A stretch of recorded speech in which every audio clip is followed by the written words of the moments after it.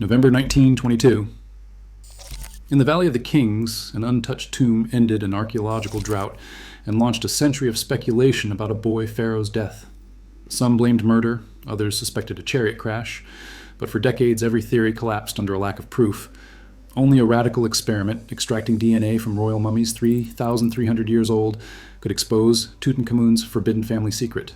When Egypt finally opened its most sacred coffins to science in 2007, what they found rewrote everything.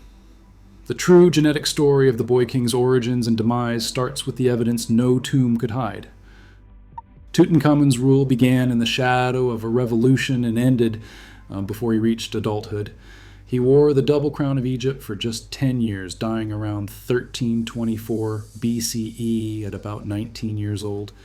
His tomb, sealed beneath the sands of the Valley of the Kings, escaped centuries of grave robbers and remained untouched until Howard Carter's team broke through its doorway on November 4th, 1922. The discovery stunned the world. It was an intact royal burial, packed with treasures, and it contained the mummified body of a pharaoh barely out of his teens. Yet the silence inside that tomb only deepened the mystery. No ancient inscription recorded how Tutankhamun died.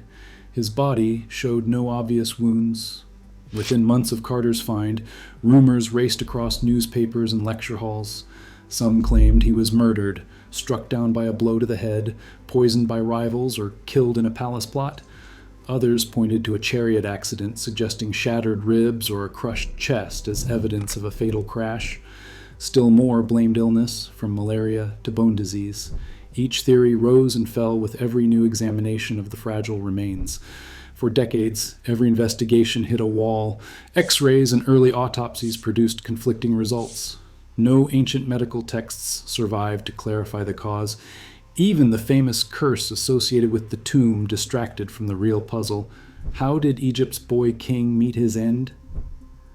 As the decades passed, the list of suspects grew longer. The evidence remained elusive. The enigma was more than a medical question. Tutankhamun's death at such a young age threatened the stability of the royal line. Egypt's priests and courtiers erased much of his family's history, fearing the chaos that followed his passing. With so many secrets buried alongside him, traditional archaeology reached its limits. The answers would not come from golden masks or funerary statues. Only a new kind of investigation, one that could read the code hidden in ancient bones, might solve the mystery that had haunted Egypt for over 3,000 years. In September 2007, Zahi Hawass, serving as Secretary General of Egypt's Supreme Council of Antiquities, authorized an unprecedented scientific campaign. The goal was simple but ambitious: to extract and analyze DNA from Egypt's most famous royal mummies and to do it entirely on Egyptian soil. 2 dedicated ancient DNA laboratories were established, one in Cairo and another in Luxor, each equipped with state-of-the-art clean rooms and staffed by Egyptian and international specialists. Every step was designed to minimize contamination, including protective suits, ultraviolet sterilized workspaces, and strict chain of custody protocols. 16. Royal mummies from the 18th dynasty, spanning 5 generations, were selected for study. The roster included Tutankhamun, Amenhotep III, Queen Tiye, Yuya, Thuya, and several unidentified remains from tombs KV-55 and KV-35. Each specimen was sampled using minimally invasive techniques. Bone powder was drawn from deep within femurs or cranial vaults, areas least likely to have been touched by modern hands. The project's credibility rested on more than new technology. Past attempts to unlock the genetic secrets of Egypt's pharaohs had repeatedly failed. In 2000, DNA tests proposed by teams from Ain Shams University and Waseda University were blocked by Egyptian authorities, who cited the fragility of the mummies. In 2003, a project led by Scott Woodward was abruptly halted on national security grounds. Hawass himself had once doubted that ancient DNA could survive Egypt's climate. Advances in extraction and authentication convinced him to proceed. The team insisted on multi-laboratory replication to ensure results would stand up to scrutiny. Independent labs in Cairo and Luxor performed parallel extractions and amplifications, with findings compared for consistency. Any hint of modern contamination, whether from handling, storage, or prior research, would invalidate the data. Only sequences that matched across labs and passed stringent authenticity checks were accepted. The project moved forward with a focus on transparency and scientific rigor. Every stage, from sampling to sequencing, was documented in detail. The goal was not just to answer questions about Tutankhamun's death, but to prove that Egypt could generate world-class genetic data from its own ancient heritage. The groundwork was set. The mystery now entered the realm of molecular evidence. The identity of Tutankhamun's parents had puzzled Egyptologists for generations. The breakthrough came from 2 anonymous mummies, each hidden for over a century in the royal tombs of the Valley of the Kings. In 1907, a male mummy surfaced in tomb KV55, its features eroded, its coffin stripped of inscriptions, and its age at death fiercely debated. In 1898, a female mummy catalogued as the younger lady was found in a side chamber of Amenhotep, the second's tomb, KV35, lying beside 2 other royal remains with her face scarred by a blow and her name lost to history. The DNA team extracted samples from both mummies under strict contamination controls. Researchers in dedicated Cairo and Luxor laboratories targeted genetic markers, short tandem repeats, known as STRS, across 16 loci commonly used in forensic kinship analysis. Results from independent laboratories matched precisely, confirming the reliability of the sequences. The KV55 mummy's genetic profile fit only one candidate, a son of Amenhotep III and Queen Tia. 8 key markers matched the expected patterns for Akhenaten, the heretic pharaoh whose religious revolution shook Egypt. Y chromosome analysis further confirmed the paternal line linking KV55 to Amenhotep III and by extension to Tutankhamun. The evidence left little doubt that KV55 was Tutankhamun's father. The younger lady's DNA revealed an even more intimate connection. She shared both parents with KV55, making her a full sister. Autosomal markers confirmed the relationship, with 11 out of 16 alleles shared, far above what would be expected for half-siblings or cousins. Mitochondrial DNA established that both KV55 and the younger lady inherited their maternal line from Queen Tia. The younger lady's profile matched Tutankhamun's as his biological mother, resolving a question that had eluded scholars for decades. No inscription in the tombs named her outright. The genetic data excluded Nefertiti and pointed instead to one of Amenhotep III and Tia's lesser-known daughters, possibly Nibitiah or Iset, although the evidence stops short of a definitive identification.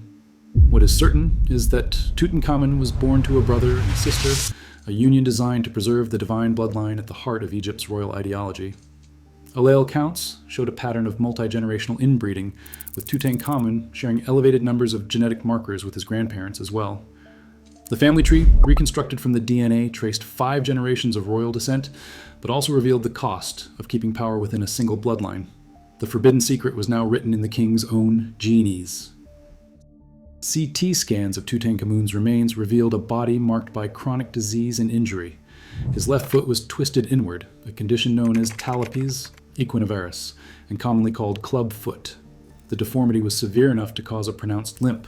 On the same foot, radiologists identified Koehler disease 2, a vascular necrosis, that destroyed the second metatarsal bone, leaving the foot both deformed and fragile. These orthopedic findings were not isolated anomalies. They reflected the genetic risks of repeated sibling marriages within the royal line. The evidence of disability extended beyond the skeleton. Howard Carter's original inventory listed 130 walking sticks and canes found in Tutankhamun's tomb.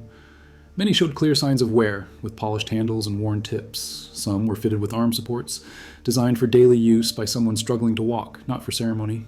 The sheer number and variety of these aids pointed to long-term mobility impairment, not a temporary injury. Further CT scans uncovered a fresh fracture in the left femur just above the knee. The break showed no signs of healing, indicating it occurred days or even hours before death. The wound would have caused intense pain and bleeding, and in a healthy young man, it might not have been fatal. But Tutankhamun's constitution was already compromised. Genetic analysis of his remains detected DNA from Plasmodium falciparum, the parasite responsible for the deadliest form of malaria. 3 separate genetic markers, the Stever gene, the AMA1 gene, and the MSP1 gene, confirmed the infection. Multiple independent sequences ruled out modern contamination, establishing this as the oldest direct evidence of malaria in human remains. The combination of physical disability, acute trauma, and infectious disease created a perfect storm. Inbreeding had weakened his immune system and skeletal structure, leaving him vulnerable to both chronic and sudden threats. The club foot and bone necrosis made walking painful, while the femur fracture, possibly caused by a fall or accident, opened the door to lethal infection. Malaria further sapped his strength, and with a compromised immune response, the odds of surviving such a cascade of injuries and illness were slim. Tutankhamun's body told a story written in both bone and blood. The royal effort to keep the bloodline pure had instead concentrated harmful mutations. Every step he took, supported by canes and hobbled by pain, was a reminder of the genetic price paid for power. His ailments were not just personal tragedies. They were symptoms of a dynasty in decline, and they set the stage for the failure of the royal line to produce a healthy heir. 2 small mummified bodies catalogued as 317A and 317B lay in gilded coffins among Tutankhamun's treasures. CT scans by Saleem in 2011 revealed their ages at death. One had an age at death of approximately 5 to 6 months gestation. The other had an age at death between 7 and 9 months. Both were female. DNA analysis confirmed they were daughters of Tutankhamun, most likely with his wife, Ankhesenamun. Ankhesenamun was herself his half-sister. The scans exposed severe congenital abnormalities. One fetus showed spinal deformities and a cleft palate. The other had underdeveloped limbs. These defects were consistent with the genetic risks already seen in their father's body. Neither child survived to birth. With no living heirs, the royal line faced extinction. The dynasty's future now rested on Ankhesenamun, a queen left without a husband or a child. In desperation, she reached out beyond Egypt's borders. Clay tablets from Hattusa, the Hittite capital, record her plea to King Suppiluliuma I. The tablets read, "My husband has died and I have no son. They say you have many sons. Send me one of your sons and he will be my husband." The Hittite king agreed and dispatched his son Zananza to Egypt. The prince never arrived. Hittite records state he was killed en route, likely ambushed at the border. The circumstances remain unclear, whether he fell victim to Egyptian rivals, palace intrigue, or a calculated act by those who feared foreign influence on the throne. After Zananza's death, Ankhesenamun vanished from the historical record. The hope of a new royal heir died with her. Power passed to Ai, a senior courtier. Power then passed to Horemheb, a military general. Neither was of the royal bloodline. The 18th dynasty ended not with a dramatic coup, but with the quiet collapse of a family tree, hollowed out by its own pursuit of divine purity. The publication of the 2010 JAMA study transformed the field of ancient DNA. Its conclusions have never gone unchallenged. Within months, geneticists Eske Willerslev and Morten Lorentzen questioned whether the results could be trusted. Their critiques centered on the extreme age and condition of the Egyptian mummies. High temperatures and humidity in tombs accelerate DNA decay and leave only tiny, fragmented strands. They argued that standard polymerase chain reaction-based methods risk amplifying modern contamination. Contamination could come from archaeologists, museum staff, or even previous studies. The Hawass team countered by highlighting their use of parallel extractions, multi-lab replication, and strict contamination controls. As the debate unfolded in scientific journals, one gap stood out. No raw sequencing data from the Tutankhamun project has ever been released for independent analysis. The heart of the controversy lies in the technology itself. The 2010 study relied on short tandem repeat profiling. Short tandem repeat profiling is common in forensic science. Short tandem repeat profiling is limited for ancient samples. Next-generation sequencing became standard after 2010. Next-generation sequencing offers far greater depth, reading millions of DNA fragments and flagging even minute traces of contamination. Willerslev and Lorentzen called for re-extraction and reanalysis of the royal mummies using next-generation sequencing. They demanded that raw data be deposited in public archives for full transparency. Their appeal was echoed by other researchers. Those researchers noted that genome-wide data could clarify parentage, the extent of inbreeding, hidden mutations, and the true origins of the dynasty's genetic disorders. Egyptian authorities have so far declined to permit new sampling. The original bone powders remain locked in Cairo's museums. No published study has applied next-generation sequencing to Tutankhamun or his immediate family. Calls for retesting continue to 2025. Critics insist that only open, independently verifiable data can resolve lingering doubts. The legacy of the 2010 project endures. It set a global standard for ancient DNA authentication. It left the door open for new discoveries. It also left the door open for new controversies should the sealed bones of Egypt's pharaohs ever yield their secrets again. Today, ancient DNA rewrites royal histories in real time. As next-generation sequencing sharpens our tools, every new genome exposes the cost of absolute power, genetic collapse, not immortality.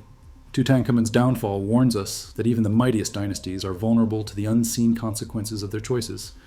The secrets buried in our genes still shape the fate of families and the future of civilizations. What would you ask science to uncover next?